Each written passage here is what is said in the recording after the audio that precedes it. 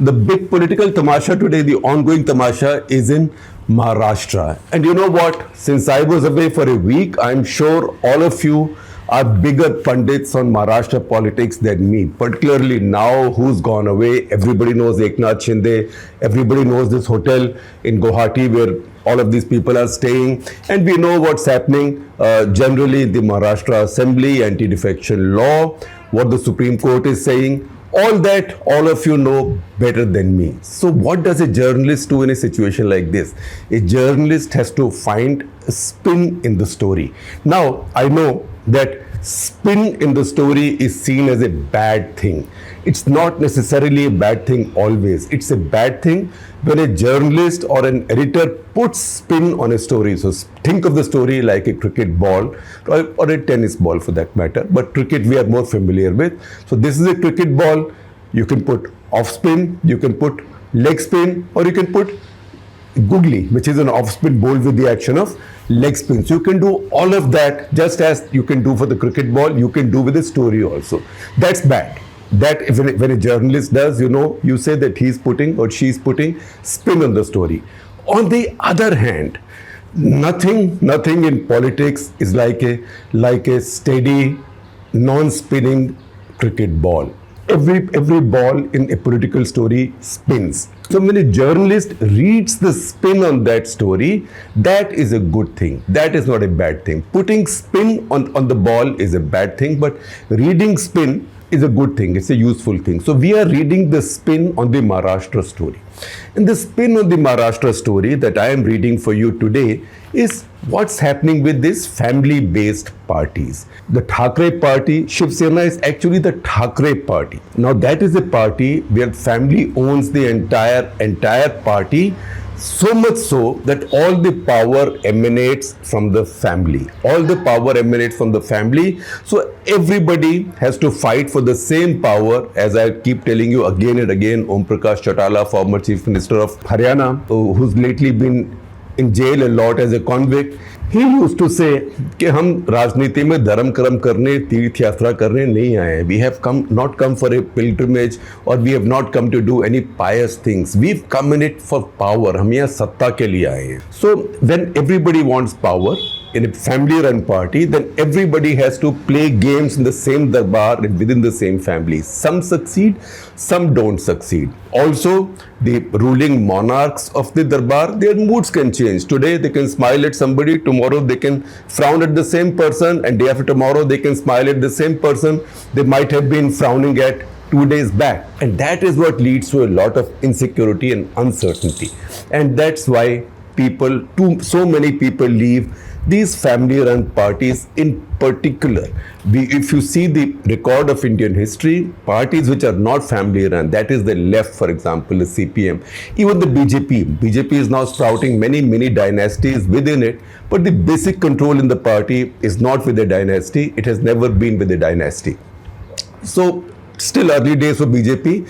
We'll see what happens maybe 10 years, 15 years, 20 years from now. I don't know whether I'm there or not.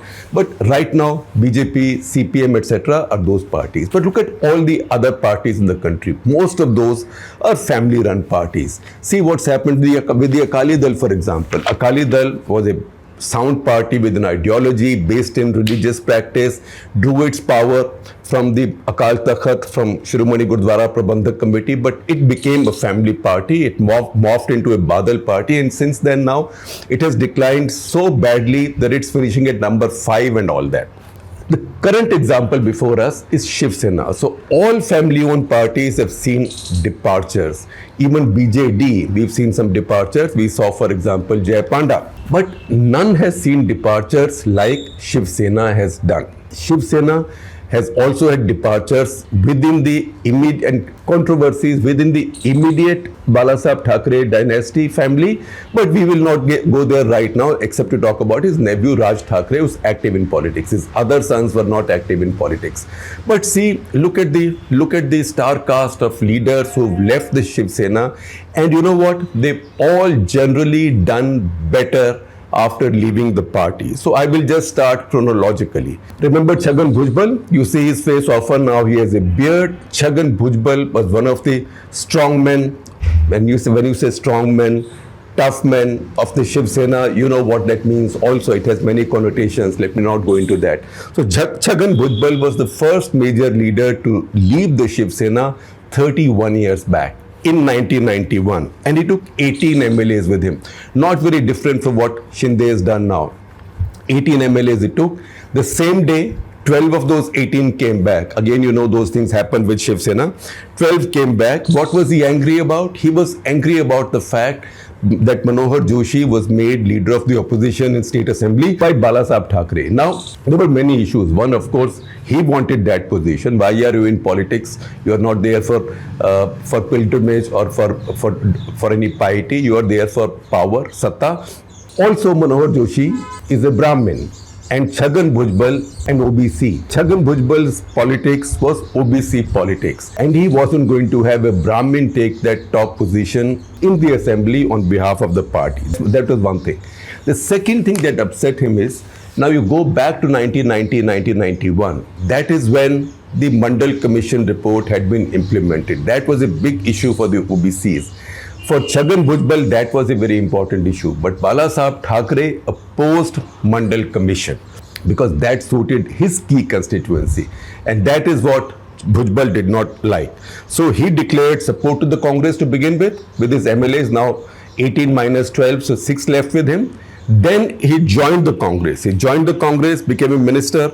Then when Sharad Pawar quit the Congress, remember after Bombay bombings in early 1993, Sharad Pawar was made Chief Minister. Narasimha Rao sent him from Defence Minister of India to Chief Minister of Maharashtra. But subsequently, Sharad Pawar left the Congress party. With him, Chhagan Bhujbal also left, and he's been there since then. He was Deputy Chief Minister in Vilas Rao Deshmukh and Ashok Chavan governments led by the Congress party, because Congress and NCP have always been allies in Maharashtra. And even now, he's a minister in the Thackeray government. So you can see that somebody who left Shiv Sena then has done quite well, became deputy CM, has been a minister multiple times. We also know that he has spent some time in jail on multiple charges, etc., etc. But I think that's a professional hazard that politicians accept. So he's there. He was the first major departee from Shiv Sena. Now, Narayan Rane. Narayan Rane actually had been briefly Chief Minister for Shiv Sena in 1999 for about 10 months. But you know, as things went on, he fell out and he left in 2005. Why did he leave?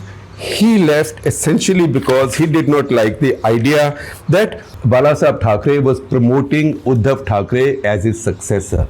Because Narayan Rane thought that he was a more worthy successor. He had done more for the party. He was more senior in the party. Again, that's the problem with the family-run parties, because too many people hit the glass ceiling too soon, too early in their lives, and they didn't know where to go. And then they start exploring options elsewhere, because ideological bonds are weak, particularly in family-owned parties. Because if ideology runs a party, then how can it be family-owned or individual-owned? So he left in 2005. He made allegations that party tickets and party posts were being sold by Balasaheb. Balasaheb expelled him. He then left. He left. Mainly his opposition had begun in 2003, as I told you, when Balasaheb had elevated Uddhav Thackeray as the executive president of the party. That's almost 20 years back. Now, first he joined the Congress party, right? So you go to the strongest party in the state and think they will give you something. First, he went to the Congress party. 12 years he remained in the Congress party, and he got plenty of power in that period and built quite an empire. So 12 years he was in the Congress party, but could never become chief minister, because Congress party then was firm not to give the chief minister to an outsider who'd been brought in like a Congi come lately, if I may coin that sort of cheapskate word expression. So 12 years he could not become chief minister. So once again, वो छटपटा रहा था. Again he got impatient. He left the Congress.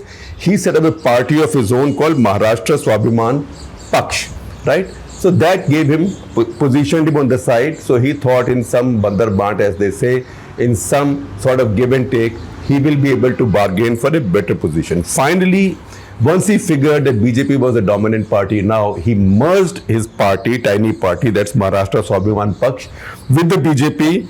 joined it, and is now a union cabinet minister. What's his portfolio? If you tell me without Googling, then a special prize from me to you.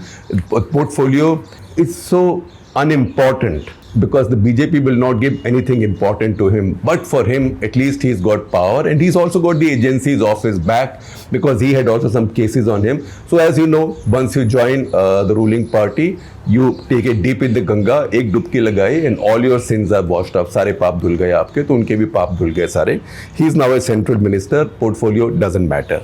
Then Sanjay Nirupam, who's been a very vocal Congress spokesperson, sometimes has been a kind of, I know that he'll be upset with me for that comparison today, but sometimes he's been like, today Sanjay Raut would be to Shiv Sena. Now, not in the same league in terms of headline hunting, but those skills and those skills improve over time, and those standards lower over time as well. Since 2005, he's been Congress party's face and a voice. Until 2005, he was with the Shiv Sena, and he was the Shiv Sena's non-Maharashtrian Hindi heartland face in Bombay, because Bombay has a large Hindi-speaking population from UP, Bihar, Rajasthan, Madhya Pradesh, etc., migrant population, and they account for a large number of votes. So Shiv Sena might say rude things about them, but they need those votes. So he was that key figure in the Shiv Sena, but he left, and nobody said it. My colleague D.K. Singh, our political editor, tells me,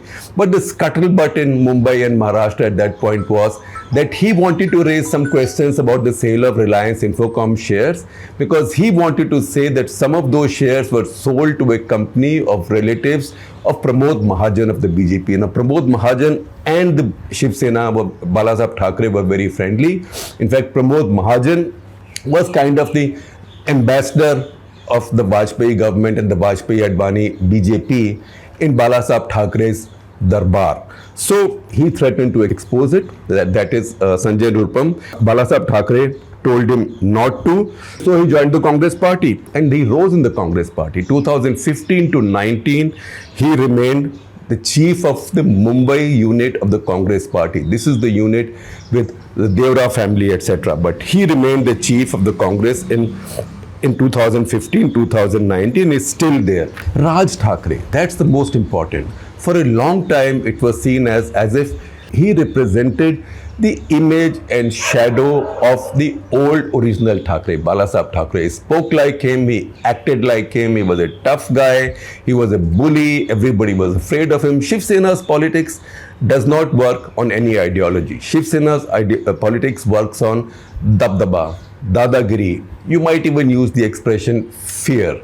Right? And the way Balasaheb was portrayed, say in that film by Amitabh Bachchan, Balasaheb himself said in a Walk the Talk interview with me, which you can check out, I'll share a link with you, that Amitabh Bachchan almost got that character right. So Raj Thackeray was more in that mold. But ultimately what happens, blood is thicker than water, and even when it comes to blood, your direct child's bloodline is purer for you than your nephews. So Raj Thackeray figured out in 2005 that he wasn't going to be the successor, that it was Uddhav Thackeray, and he quit. In 2006 he founded his MLAs. Now when you watch this interview, this Walk the Talk interview with Balasaheb Thackeray, that was recorded, a two-part interview on his 75th birthday or around that time, he says that Raj Thackeray was also my son. जब बच्चा था मेरे कंधे पर रहता था, he perched on my shoulder when he was a baby and keep peeing all the time. मेरे ऊपर पेशाब करता था. Later I asked Raj Thackeray the same thing when I met him in 2014, and I will share that article also from you. That's part of my Writings of the Wall series, and there is a section on Raj Thackeray which we'll highlight on the screen also. And he says, absolutely it is true, what Balasaheb said is true. I was like his son, but ultimately Balasaheb preferred Uddhav Thackeray, so he's gone away. When he went away, the first time after he formed his party, he did very well. 2009 assembly elections, he won 13 seats, which was very big in Maharashtra at that point for a new party. Break away from Shiv Sena. In fact, in Mumbai city, both in terms of vote share and the seats won, he had beaten the original Shiv Sena. So vote share, original Shiv Sena in Mumbai had 18%, Raj Thackeray got 24%, seats in Mumbai, original Shiv Sena got 4, Raj Thackeray got 6. Then you have some other people, not so important, but again key people, because Shiv Sena controls territories. It doesn't have leaders controlling the entire state or large parts of the state except the Thackeray's themselves. But it has many local chieftains. So Ganesh Nayak was like a chieftain of Navi Mumbai, New Bombay. He left in 1999 and he joined NCP, that is Sharad Pawar's party. In 2019, finally figured that NCP was not going to get in power anytime soon. So he joined the BJP. He's now the BJP MLA from the same area, Airoli, in Navi Mumbai. Then there is Anand Paranjpe. Anand Paranjpe was MP from Kalyan and also the Dada of Kalyan between 2009 and 2014. He joined NCP in 2014. He is a follower of Anand Dighe. Anand Dighe used to control that entire region for Balasaheb Thackeray. Now you might ask me, why has the Shiv Sena seen such hemorrhage? And if you ask me, I will show you many examples. This happens to family-run parties, because if the ideology doesn't bind you, then everybody else begins to start chafing. In some cases, it can be non-family members, as you've seen now with the Congress party. So many of the loyalists and close friends of the young Gandhis have left. So whether it's Scindia, it's RPN Singh, it's Jitin Prasada, so many of them have left and more might leave. In other parties, when you might not even have prominent leaders, non-family leaders, say as in the case of a small state like Haryana, then family members split. Now Chautala's family is split, sometimes into so many that even I have trouble figuring out where his sons and his grandsons are, right? One of his grandsons now is a partner with the BJP and has the lion's share of power in the state. The other model is that all these regional chieftains who now have family-run parties, in fact, Mamta is also taking her party, TMC, in the same direction. They usually have a spokesperson, an English-speaking urbane spokesperson in Delhi, who is more often than not given a Rajya Sabha seat. So in the past, you might have had Amar Singh for Samajwadi Party, Premchand Gupta for RJD, you have various people, you had Jay Panda earlier for BJD. Now I think I would say it's probably Sasmit Patra, who's a wonderfully articulate, sincere person. He's in Rajya Sabha now. Similarly, Shiv Sena has Priyanka Chaturvedi. So all these parties have the same model. They need an English-speaking urbane spokesperson for TV debates, social media, etc., to control the environment or to play with the environment in Delhi while they keep their power back home. But you know what happens? The power stays within the family. And if at all, there are fights for the same power within the family, as we have seen with many of these families. And that's why others there begin to chafe. And in the course of time, you start seeing this hemorrhage. And that's why you see the least hemorrhage in parties which are not family run. And there I would say at this point, once again, I would say the BJP and the CPM, or generally the left parties also, they don't count for that much these days in our national politics. In fact, if you look back on the BJP, the only sizable defection, which wasn't very different from what Eknath Shinde is doing to the Sena now, the only sizable defection was Shankar Singh Waghela in Gujarat, although he did not immediately go to the Congress party, but he brought down a BJP government, just as Eknath Shinde is now trying to bring down the Shiv Sena government in Maharashtra. But beyond that, I don't remember any major departures from the BJP. And the CPM, the left parties, etc., if at all, have ideological splits. What was Trotsky a good guy? Was Trotsky a villain? Right? And when they have splits, they set up new factions of the left, and usually in elections they all combine and they become the left front. So there are no defections. That is the spin I thought I was reading in this Maharashtra story, and I'll share with you.